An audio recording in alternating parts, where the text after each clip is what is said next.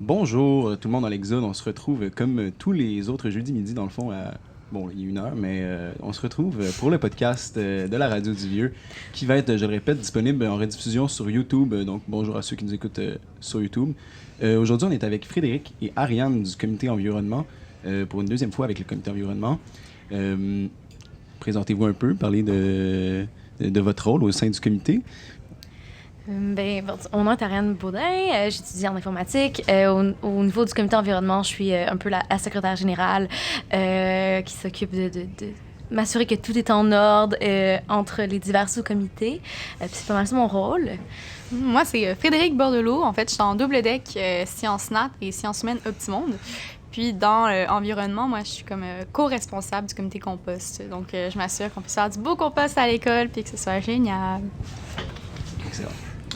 Donc, il y a 2 semaines, en fait, il s'est tenu une AG de grève, en fait, qui portait sur les aujourd'hui et demain, qui aurait été voté comme étant des grèves, mais que ça n'a pas passé.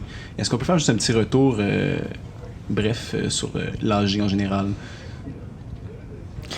Ouais, cet AG-là a été quand même nous a ouvert les yeux par rapport à la population étudiante du Cégep du Vieux-Montréal en ce moment, parce que, tu sais, on est connu pour être genre le Cégep militant, mais c'est l'image qu'on a à l'extérieur, mais c'est peut-être plus l'image qu'on est ce qu'on est vraiment à l'interne. Donc, tu sais, ça avait du décevant pour, tu sais, les gens qui sont pour la cause environnementale, mais ça avait aussi quelque chose de comme motivant, parce que comme ça nous a montré qu'on avait des nouvelles choses à faire, pas juste des grèves, parce qu'on a plein de gens qui ne sont peut-être pas conscientisés comme on pensait qu'ils étaient. Fait que c'est ça un peu l'AG de grève.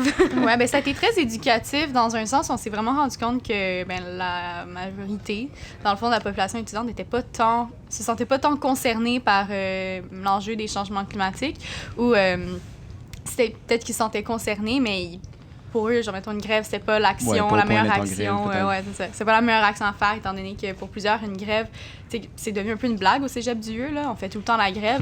Mais c'est pas tout le monde qui sait exactement la portée qu'une grève peut avoir. Donc, ça nous a ouvert les yeux là-dessus, puis ça nous a montré qu'on avait beaucoup de travail de sensibilisation à faire aussi au Cégep.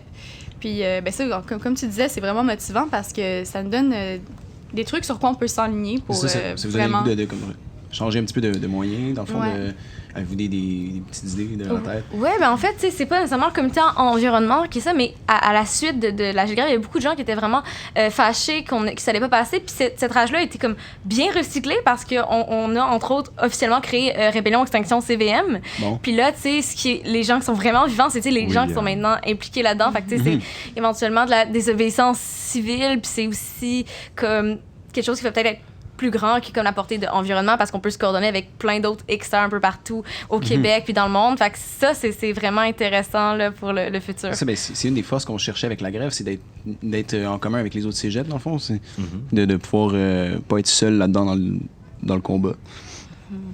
Mais Mario, toi, à travers ces grèves, moi j'ai une question qui me semble quand même pertinente parce que la grève, c'est pas juste un phénomène qui est, en fait, on n'est pas juste une action qui est pour juste les étudiants. Dans le fond, c'est pour la population globale. Mais malgré tout, faire une grève au Cégep du Montréal, l'objectif en tant que tel, est-ce que c'est d'avoir une certaine image, une certaine publicité de notre part face au combat contre l'environnement, ou est-ce qu'il y a une autre raison finalement à décider de faire des grèves? Historiquement aussi, le Cégep du Vieux, vu que c'est le Cégep qui est reconnu pour étant super militant, on est un peu comme ceux qui partons un mouvement. Donc là, avec les 3 jours de grève c'est vrai. qu'on voulait, oui, qu'on souhaitait, on a eu une journée, puis c'est super quand même. On a eu une super belle programmation hier, c'était super agréable, et je pense qu'on va revenir là-dessus plus tard.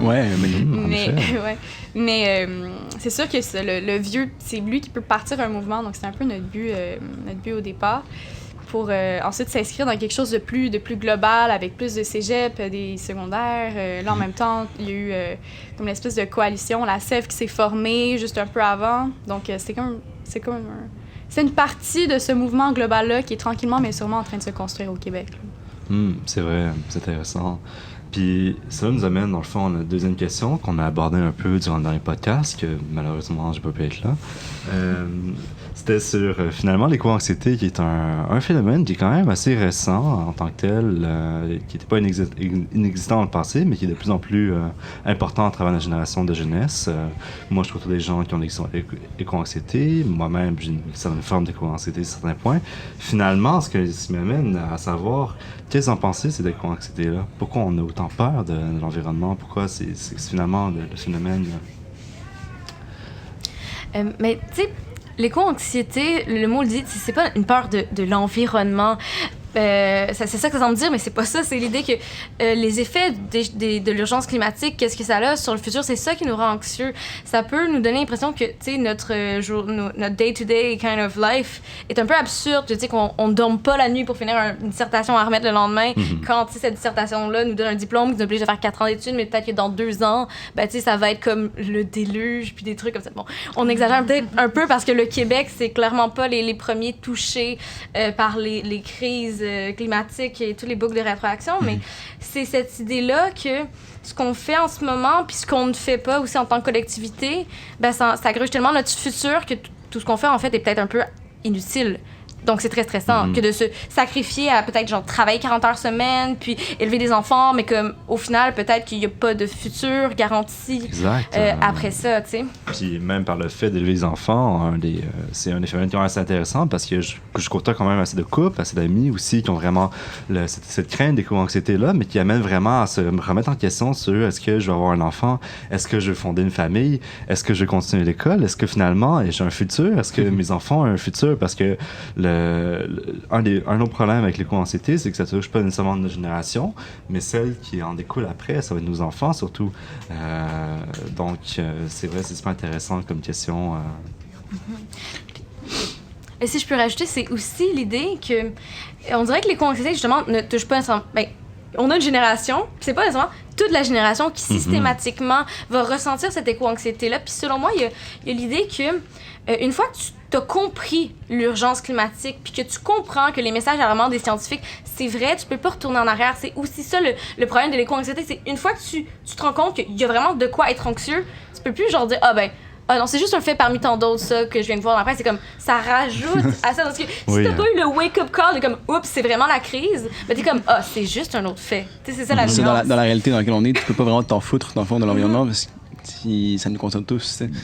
Puis, j'aimerais ajouter aussi un point qui est vraiment personnel, qui est en dehors du texte qu'on a travaillé ensemble, qui était vraiment... Au final aussi, je trouve qu'il y a un point intéressant avec l'éco-anxiété, c'est que ça porte aussi une forme de... on n'a pas de l'environnement. Finalement, on sait pas si... On a peur que finalement, on soit dans... Excusez-moi le terme, dans merde à cause de l'environnement, mais au final, est-ce que je dois vraiment faire de quoi? Est-ce qu'on est juste condamnés tous parce que, surtout avec les derniers rapports, avec le fait qu'on ait passé le point non-retour, moi, je trouve personnellement, ça crée aussi un certain phénomène de finalement on est tous condamnés, moi je fais rien puis je continue à faire mes bons vieux vices d'autrefois sur l'environnement. Qu'est-ce que vous en pensez? Mais je pense que pour combattre un peu l'éco-anxiété, le fait de s'impliquer dans la cause environnementale, c'est vraiment quelque chose qui peut t'aider. Parce que tu dis, mon Dieu, genre, qu'est-ce que je vais faire? En fait, l'éco-anxiété, ça veut juste, à mon sens, ressortir comme l'absurdité du monde dans lequel on vit. Donc, l'impression, à partir de ce point-là, on se remet en question, mais comme, à quoi ça sert tout ce que je fais? Mais justement, de s'impliquer dans un mouvement pour en faire changer les choses, même si c'est des petites choses, juste pour faire quelque chose, le fait de s'impliquer, je pense que ça va réduire l'anxiété. Donc, c'est pas comme un remède sans... c'est pas un problème sans remède. Je pense que le fait de s'impliquer, c'en est un, justement. Oui, en effet. Si je peux me le permettre, c'est aussi que de s'impliquer, c'est aussi de connecter avec un réseau de soutien, parce que si tu t'impliques avec des activistes environnementaux, clairement, eux comprennent cette notion-là d'anxiété, que c'est peut-être pas les membres de ta famille qui vont pouvoir te supporter dans ce sentiment, dans la lutte contre ce sentiment négatif-là, tu sais. D'ailleurs, pour rebondir là-dessus, est-ce que vous pensez qu'un individu est puissant ou impuissant par rapport aux problèmes dans la société en tant que tel, en tant que lui-même, en tant qu'individu, ou ça prend nécessairement un groupe pour faire changer les choses? Je dirais que, tu sais, si je veux simplifier la réponse, c'est un groupe, c'est composé d'individus. Donc, tu sais, il faut juste mettre ça en lumière. Effectivement, ces dernières années, tu sais, depuis qu'on parle de lutte environnementale, en fait, on parle de gestes individuels. Puis on est peut-être justement rendu au point, il faut aller plus loin que ça, parce qu'on a besoin de trucs vraiment plus, en guillemets, radicaux, compte tenu que, on est comme vraiment sur la limite de temps qu'on peut... pour changer les choses concrètes sans que tout brûle, explose, inonde ou whatever. Mais en même temps, en tant qu'individu, je pense qu'on a le pouvoir de donner l'exemple et en donnant l'exemple, d'attirer des personnes dans un groupe. Les activités qu'on fait au cégep, une personne qui mettons qu'on fait une activité de sensibilisation, qu'on a un kiosque, puis une personne qui s'en va interpeller une autre personne et que cette personne est comme « Ah ouais, finalement, la lutte au changement climatique, c'est vraiment une cause qui me tient à cœur » et qui décide de joindre le club, pas le club, mais le comité d'environnement. Ça a quand même un impact. Donc, on a un impact individuel de donner l'exemple puis d'attirer les personnes, de sensibiliser les personnes surtout. C'est vrai. C'est intéressant. Puis en tant qu'individu, est-ce que vous avez des conseils? Mettons, il n'y a pas juste les groupes, parce qu'au final, il y a aussi le simple acte en tant que consommateur, en tant qu'individu. Est-ce que vous avez des conseils à nous donner? Est-ce qu'on finalement acheter bio, acheter tel produit, faire tel acte? Est-ce qui pourrait bien fonctionner en tant qu'individu pour finalement combattre les enjeux environnementaux? pas combattre Pas l'environnement. pas du tout. Mais, tu sais, il y a la réponse qui est peut-être un peu simple, que dire qu'effectivement, tu sais, acheter des produits bio, acheter des produits locaux, essayer d'être zéro déchet, c'est clairement utile. Là. Je vais pas dire arrête de faire ça, puis va juste militer. Non, comme, il faut qu'il y ait des gens qui fassent ça, puis il faut qu'il y ait plein de gens qui le font de manière imparfaite. Tu sais, je veux pas que tout le monde soit parfaitement végan, je veux que tout le monde essaie de diminuer sa consommation de viande. Mais tu sais, si je peux juste faire un petit parallèle qui est peut-être un peu moins concret, je pense que c'est important qu'en tant qu'individu, justement, de ne pas se croire totalement impuissant. C'est quelque chose que le système a toujours voulu mettre dans nos têtes, dans le sens que, t'es pris dans le système capitaliste, t'es pris dans telle société. Non, genre, c'est pas genre ton petit grain de sel qui fait la différence. Mais c'est sûr que si on est convaincu qu'on est impuissant, on va l'être. Exact. Les efforts seront pas là, puis on va être impuissant, effectivement. Fait que, c'est ça, des actions là, à entreprendre, le go-to environnementaliste rapidement. Rapidement, c'est sûr. Manger bio, ou lentement aussi. Manger bio, manger moins de viande, moins prendre l'avion. Parce que c'est vraiment quelque chose... Ouais, c'est vrai, hein, l'avion. Prendre l'avion, voyager. Tu sais, c'est dommage, c'est tellement des expériences formatrices. C'est tellement important dans notre vie, voyager. En tout cas, c'est l'est pour moi. Mais prendre l'avion, ça a fallu tellement... En tout cas, ça fait un beau conflit dans nos têtes. Là. Mais est-ce qu'il y aurait comme une solution, une alternative finalement à l'avion? Parce que oui, en même temps, se débarrasser de l'avion, c'est se débarrasser aussi beaucoup de trucs, de voyages, mais aussi d'un point de vue carriériste, il y a aussi certaines personnes qui vont être en conflit face à ce problème. Est-ce qu'il y aurait une alternative? Est-ce que le bateau serait mieux?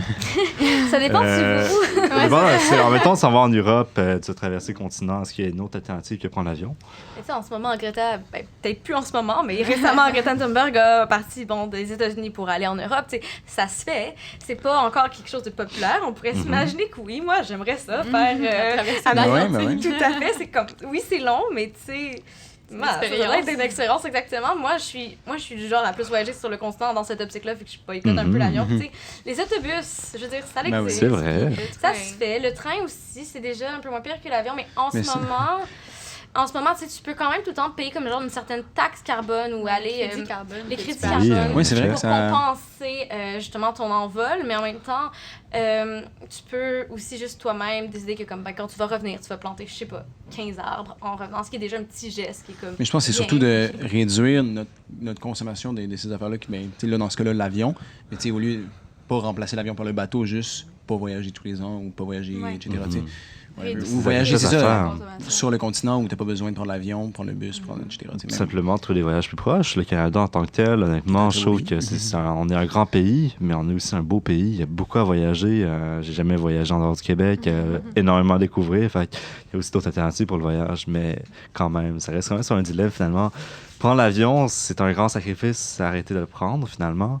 Un truc aussi, je pense qu'il faut pas négliger, c'est le pouvoir qu'on a, par exemple, le palier municipal, c'est comme le palier qui est le plus proche des citoyens, c'est comme censé être le palier le plus démocratique, c'est là où on a le plus grand impact. Donc, faut pas négliger ce palier-là non plus. Il y a des assemblées municipales où on peut se présenter, faire valoir nos points de vue. Donc, on a tous une responsabilité individuelle aussi là-dedans à s'impliquer, s'impliquer politiquement ou s'impliquer à un niveau quelconque, faire une pétition, envoyer des lettres au gouvernement, essayer de rencontrer les élus qui sont là pour nous écouter. Ils sont élus par nous, ils nous représentent. Donc, s'ils doivent nous écouter, là. Donc, il y a tout ce côté-là aussi qu'il ne faut pas négliger, qu'ils sont quand même de notre bord dans une certaine mesure. Puis, tu sais, je veux renchérir là-dessus, dans le sens que je sais pas si vous savez combien de... Tu sais, dans le sens que vous pouvez envoyer des lettres à des élus, puis il faut seulement 10 lettres de 10 citoyens pour qu'un enjeu devienne considéré important par le député puis qu'ils viennent à en parler dans cette assemblée. C'est 10 personnes, c'est rien, là. C'est genre, toi, ton meilleur ami, sa blonde, son cousin puis sa sœur, tu sais. C'est pas genre comme toute la communauté de Hochelaga, mettons, là. C'est rien, 10 personnes. Donc, ça prend pas beaucoup pour se faire entendre. L'air de rien, c'est juste qu'on n'est pas au courant de ça. Mais c'est vrai parce que, c'est ça, j'ai l'impression qu'il y a comme un désintérêt envers la politique chez beaucoup de gens qui font en sorte que tu te plains, mais tu sais pas, t'as aucune ressource sur comment atteindre le gouvernement, justement. Tu sais, moi, personnellement, dans ma tête, à part manifester, envoyer des lettres, mais comme à part ça, j'ai aucune idée comment faire passer un message. Fait que, bon, savoir ça. Puis, encore une fois, c'est en groupe que ça se fait, pas en tant qu'individu, mais ouais, exact. Mais finalement, le temps passe. Puis une autre question qu'on aimerait beaucoup soulever à travers ce podcast, c'est beaucoup celle de l'environnement. On en discute quand même beaucoup de qu'est-ce qu'on peut en faire en tant que citoyen pour, comme geste, finalement se regrouper dans des mouvements, dans des groupes, faire des gestes en tant qu'individu, des petits actes qu'on peut faire tous les jours qui peuvent aider l'environnement. Mais finalement, ça me rapporte à la question qui est, au final, au Canada, c'est quoi vraiment les enjeux environnementaux qui sont majeurs? C'est quoi vraiment la grosse problématique? C'est quoi le bobo du Canada qui creuse finalement l'environnement? Est-ce que tu veux répondre ou tu veux que je réponde? Je peux répondre, il se complétera. D'après ma compréhension du Canada, c'est probablement tous les sables bitumineux. Là. La quantité astronomique de gaz à effet de serre qu'on relâche juste en extrayant ce pétrole très, très, très sale-là qu'on va essayer de revendre à d'autres pays pour un coût vraiment plus bas parce qu'ils savent que c'est le pétrole le plus sale, donc ils ne peuvent pas nécessairement l'acheter. C'est vraiment comme... c'est un peu un fiasco, là. C'est un total fiasco. C'est une blague, là, les sables bitumineux. Puis le problème, c'est que l'économie est un peu basée là-dessus, sur les sables bitumineux, puis aussi sur toute l'industrie minière aussi, dont on parle moins que les sables bitumineux, mais qui est quand même très, très importante au niveau international. Là. Oui, en effet, au Canada. Donc, je pense que ce serait vraiment ces deux aspects-là. Puis, tu sais, si je peux rebondir là-dessus, c'est là que, justement, vient prendre la dimension collective tellement importante, parce que, tu sais, si, maintenant, t'es contre le pétrole puis contre l'extraction minière, tu peux pas juste décider que plus jamais, tu vas utiliser du pétrole, toi, en tant qu'humain. Ou de métal, tu sais. Ouais, exactement. Surprésent. Oui, tu peux décider de prendre le métro, puis c'est mieux que prendre ta voiture. Mais le pétrole est dans tout. Il est dans le plastique que tu utilises à tous les jours, comme les charbons, dans le sens que, OK, peut-être que, genre, si tu as une maison puis que tu chauffes encore au charbon, tu pourrais décider d'aller à l'électricité. Mais concrètement, tu sais, nous, en tant qu'étudiants, on n'a pas grand geste individuel qu'on peut faire concret, genre, mettons, au quotidien pour arrêter d'utiliser vraiment du pétrole puis du charbon. C'est pour ça que le côté politique, le côté collectif est important. Puis en même temps, on peut pas bannir le pétrole, justement, comme mentionné, le pétrole fait partie de beaucoup de trucs, puis pas juste en termes de consommation pour la voiture, d'énergie. Le pétrole, c'est aussi dans le plastique. Le pétrole, c'est dans beaucoup de produits. Énormément de produits, oui. Puis justement, il devient indispensable. Puis en tant que tel, je pense qu'on peut aussi diminuer la consommation de pétrole, puis on peut juste finalement l'apporter à mener juste... Mais c'est ça, le pétrole... En tant qu'individu ou en tant que groupe, dans ce cas-là, on peut pas décider de réduire le pétrole, mais au niveau politique, qu'est-ce qui peut être entrepris pour réduire la consommation de pétrole? Je veux dire, à part consommer moins d'objets qui sont faits de pétrole, OK, mais est-ce qu'il y a ça a l'air d'une impasse, tu sais, là. C'est peut-être mon éco-anxiété qui kick in, mais... Mais tu sais, en ce moment, le gros qu'on fait par rapport à ça, c'est de bloquer les nouveaux projets qui essaient d'avoir lieu. Par exemple, le GNL, qui est le gaz non liquéfié qui veut être exploité au Saguenay. Il y a beaucoup de militantisme qui se fait par rapport à ça. Puis ensuite, c'est l'idée que, mettons, dès qu'une ville bannit, bon, par exemple, les sacs en plastique, déjà ça peut imaginer qu'on réduit notre consommation de pétrole. Ouais. Comme on dit, c'est partout. Donc, en fait, beaucoup de gestes sont vraiment liés à ça sans qu'on s'en rende compte. Mais ouais, c'est de bloquer les nouveaux projets. D'extraction, dans le fond, d'exploitation. Aussi, okay. Puis tu sais, c'est pas juste au Québec, c'est vraiment partout au Canada. Puis là-dedans, c'est aussi beaucoup de lutte qui doit être fait conjointement avec les peuples autochtones, parce que souvent, c'est sur leur territoire que ces possibles gisements-là exploités. Donc, puis après, il y a tout le contexte de l'Alberta qu'il faut aussi réussir à penser comme comment on peut aider l'Alberta à sortir de l'économie pétrolière, parce qu'eux sont vraiment là-dedans. Puis il faut avoir le côté humain, dans le sens que si c'est ta job, puis que si on enlève ça, puis qu'il n'y a vraiment plus rien d'autre à faire, puis que ta famille, entre guillemets, va mourir de faim, je peux comprendre pourquoi t'es pro-pétrole. Donc, c'est de penser à la dimension humaine de cette transition-là, parce que peut-être qu'au Québec, on le ressent moins, mais si on pense justement à l'Alberta, c'est vraiment un enjeu important, genre, au quotidien pour ces gens-là. Là. Fait que rien de bien simple à ce niveau-là. Je voulais parler aussi du slogan Système à sauver, planète à changer, qui est maintenant collé un peu partout sur le mode cégep, qui est cool. Je pense que tu vas dire à l'envers. C'est l'inverse. Vraiment, désolé. Planète à changer, on va se remettre. Oui, je l'ai pas assez lu sur le mur, justement. Mais, pourtant, être en grand devant cégep. D'où vient ce slogan et que veux-tu dire? Quelle est sa signification? Planète à sauver, système à changer, c'est... ça s'inscrit dans tout pas le mouvement, mais comme la manière de penser. En fait, le capitalisme dans lequel on vit, c'est basé sur la croissance économique. C'est basé sur la croissance de notre consommation. Et comment est-ce qu'on peut arriver à concilier la croissance de cette consommation-là avec une meilleure gestion des matières naturelles, tout ça. Donc, c'est juste que on arrive à comme une impasse, dans le sens où l'un ne peut pas aller avec l'autre. Donc, si on veut vraiment protéger notre planète, il va falloir réformer tout le système dans lequel on est. C'est ça la signification, en fait, derrière ces affiches. Puis ce qui est intéressant aussi, c'est que, tu sais, c'est le mot planète qui t'a sauvé. Genre, tu sais, il y a des gens qui m'ont dit « Ah, mais ça devrait pas être la planète qu'on sauve, parce que, tu sais, la planète va survivre sans nous. » Mais, tu sais, on n'a pas dit, genre, société humaine à sauver, parce que, tu sais, on est responsable de toute la faune et la flore, tu sais, c'est pas genre les pingouins qui ont décidé comme ouais non, je suis tannée de vivre, fait que je vais faire qu'il fait plus chaud puis que la banquise se fond, tu sais, c'est vraiment c'est la cause est humaine, tu sais, on est dans l'anthropocène. Donc dans Planète, tu sais, on pense à aussi tous les animaux exactement qui sont éteints, toutes les plantes qui n'ont peut-être pas d'émotion, mais ça serait cool qui ne s'éteignent pas eux aussi, eux et elles aussi. Non, juste une plante. On va pas féminiser. Mais ouais, c'est ça, c'est toute la planète vraiment qu'il faut essayer de se rattraper envers ça, que comme on va pas entrer dans un débat spirituel puis de l'animisme, mais dans le sens que comme je pense qu'il y a quand même un certain truc qu'on doit se faire excuser à notre mère Gaïa. Oui, mais ça, tu parlais d'anthropocène. Qu'est-ce que c'est en fait l'anthropocène? C'est une ère géologique. Anthropo, ça veut dire comme homme, puis scène, je sais pas ce que ça veut dire, mais j'imagine genre ère géologique ou quoi que ce soit. Et dans le fond, l'anthropocène, c'est une ère géologique qui est caractérisée, qui est marquée par l'homme. Donc, on a un impact sur, juste sur l'environnement, sur l'atmosphère, la concentration, mettons, en CO2 qui, en ce moment, est alarmante, qui est la plus haute qui a jamais été sur Terre. Donc, c'est un peu ça, l'anthropocène, c'est que l'humain, on a vraiment réussi à marquer profondément toute la géologie de la Terre. Puis c'est ça, un des trucs qui est vraiment fou avec la crise climatique, c'est que même si les humains... on continue à surconsommer, on continue dans le système dans lequel on est en ce moment, puis après ça, c'est vraiment la crise, puis genre tout le monde meurt, on va quand même avoir eu un impact immense sur toute la biodiversité, sur toute la géologie de la Terre. Donc, c'est juste fou de se rendre compte à quel point on a un impact immense sur la planète. C'est sûr que la planète, elle va pas mourir, là, quand on dit planète à sauver, comme tu disais, la planète, elle va pas mourir, elle va continuer à vivre après nous, sauf qu'on aura fait des dégâts qui sont vraiment remarquables. Donc, c'est ça aussi à tenir en compte. Sauver la planète, sauver l'ensemble de la vie qu'il y a dessus, surtout. Qu'on connaît aujourd'hui. Qui dépend quasiment de nous aujourd'hui, tellement on a d'impact sur le... Ouais. En effet, oui.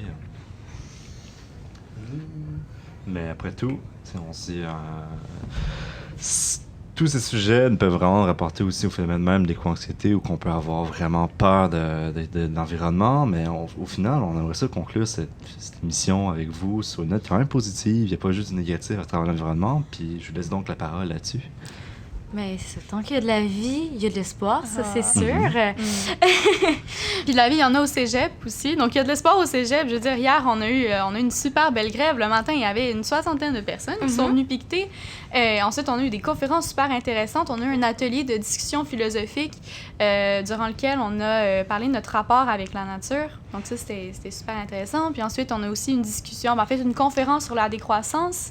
Puis ensuite, un atelier de discussion sur la décroissance. Puis genre, rapidement, je peux expliquer c'est quoi la décroissance. Ouais, vas-y. On a du temps. Mais dans le fond, c'est le fait, comme je disais tout à l'heure, avec le système capitaliste dans lequel on est en ce moment, on doit tout le temps consommer plus. On doit tout le temps consommer plus pour augmenter le PIB d'un pays. C'est ça, la croissance économique. Sauf que la décroissance, ce que ça propose, c'est qu'en tant qu'individu, en tant que société, on choisisse de moins consommer. Mais moins consommer, c'est comme à une échelle globale. Donc, on peut dire, moi, en tant que personne, au lieu de travailler à temps plein, je vais travailler à temps partiel. Je vais travailler 30 heures semaine au lieu de 40 heures semaine. Et à ce moment-là, j'aurai un peu moins d'argent, sauf que j'aurai plus de temps pour moi, pour ma famille. J'aurai moins d'argent, mais je vais avoir le temps d'aller à l'épicerie, de m'acheter des fruits et des légumes qui vont me coûter moins cher que si j'allais au restaurant à tous les jours pour pouvoir m'acheter de la bouffe. Donc à ce moment-là, c'est comme avoir un mode de vie plus minimaliste et donc avoir comme une décroissance de notre consommation. Donc ça, c'est comme une autre approche, un autre système un peu qui est assez populaire et qui est proposé pour un peu s'opposer au développement durable, qui est un système qui fonctionne absolument pas. Tu sais, dans le développement durable, c'est ça, c'est développement. C'est la croissance. La croissance d'une manière durable, c'est un mythe. Donc, la croissance s'oppose un peu. J'ai toujours entendu parler du développement durable comme une bonne chose. Pourquoi c'est... C'est l'idée que c'est un peu du greenwashing. C'est l'idée que comme on dit bon, on va continuer à exploiter telle chose, mais on va verser de l'argent à ces petites communautés là à côté. Okay. Mais il y a quand même encore cette idée là d'exactement le même système avec quelques mesures, quelques règlements de plus pour que ça ait l'air plus justement équitable, plus environnementalement friendly. Qui dans les faits c'est mieux le développement durable que rien, mais c'est vraiment pas ça la solution. C'est beaucoup utilisé par les gouvernements pour se donner une belle image, je pense. Se donner une image, se déculpabiliser, mais aussi et surtout déculpabiliser les consommateurs pour qu'ils disent comme OK, développement durable, j'ai acheté mes légumes bio. J'ai fait ma part. Après ça, si tes légumes bio, genre t'achètes des raisins bio du Chili, je veux dire, c'est pas top non plus. Là, en hiver, à tous les jours, c'est pas top. Avec le transport. Des trucs sur lesquels tu peux t'améliorer aussi. Donc, c'est comme tout une espèce de concept qui est un peu faussé. Je sais pas si je peux juste rajouter un autre truc dans pourquoi il y aurait à avoir de l'espoir. Tu sais, on en parlait avant le podcast, c'est justement les technologies, dans le sens que les solutions technologiques sont là et elles sont là depuis longtemps, dans le sens que ça fait longtemps qu'on sait comment faire des panneaux solaires, des éoliennes. Puis, tu sais, l'électrification des transports, on les voit dans plein de pays. Tu sais, comme on peut faire de la fausse viande, puis on a des moyens d'agriculture, peut-être vraiment... la science de l'agriculture biologique s'améliore d'année en année.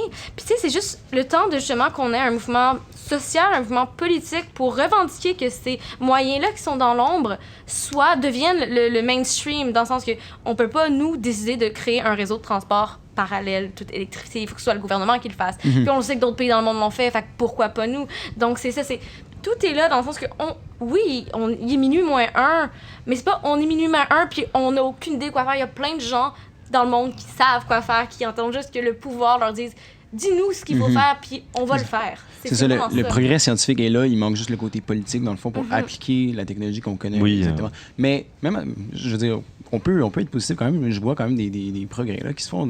La viande, ça s'est beaucoup développé. Genre, je pense même il y a quelques années, il n'y avait pas autant de... Tu sais, mettons, dans les restos, genre AW, ils ont sorti un burger sans viande, etc. Puis c'était pas vraiment présent ces dernières années, je pense. Fait qu'il y a une amélioration là-dessus. Il y a les transports électriques. Il y a un bus maintenant, une ligne. Une seule ligne qui est 100% électrique. Peut-être un jour, il y en aura plus. Les voitures électriques qui se développent. Mais je pense, après tout, aussi, il y a un autre point aussi qui est intéressant, et pas juste à travers le développement de la technologie, mais l'idée même que l'environnement est une problématique, où tranquillement, je sais que le progrès n'est pas tout à fait dans un immédiat qui est parfait, ou qu'on a vraiment la technologie propre 100% partout, mais l'affaire, je trouve bien, après tout, c'est que oui, il y a beaucoup de travail à faire, mais ce travail-là, on l'a déjà commencé, puis on continue à le commencer. On voit beaucoup de progrès dans le monde technologique. L'image de l'environnement est beaucoup plus présente aujourd'hui, à un point même qu'on a l'éco-anxiété. Puis, comme vous avez mentionné tantôt, il y a aussi tous les mouvements qu'on peut faire en tant qu'individu. On peut participer à des mouvements, on peut faire des actes, acheter local, acheter bio. Bon, peut-être pas des raisins comme mentionné au Chili, loin, ou qu'avec le transport, jusqu'à rendre ici, faire énormément de pollution. Mais malgré tout, il y a quand même une image qui est là. Il n'y a pas juste des notes positives. Il y a vraiment une avancée. Même si avancée, on est incertain d'en savoir est-ce que c'était assez. Est-ce qu'on s'en est vers de quoi de assez grand pour que ça bouge? Est-ce qu'on bouge assez? Est-ce qu'on fait assez d'air? Probablement pas. Mais au final, il y a quand même, malgré tout, de l'espoir. C'est sûr que ça bouge un peu, mais là, il faut juste qu'on s'unisse pour que ça bouge encore plus vite parce qu'on est un petit peu pressé quand même, faut se le dire. Je pense que c'est vraiment bien dit. Mais écoutez, ça fait déjà une demi-heure qu'on parle, fait qu'on va peut-être clore le podcast. Merci à vous deux pour vrai de nous avoir partagé votre savoir par rapport à l'environnement. Merci de nous avoir reçus. Oui, tout à fait. Merci aussi d'être venu, surtout. Faire un podcast, quasi à l'improvisme, juste comme ça. Puis c'est le concept de l'émission. Une touche d'improvisme. On a eu des étudiants, du monde passe par là, puis on discute, c'est le fun. Merci d'être venu. Je vous rappelle, c'est ça, que le podcast va être en rediffusion sur la chaîne YouTube Radio du Vieux dans quelques jours. Donc si vous avez manqué des bouts, si vous voulez le partager avec un ami, ça va être disponible.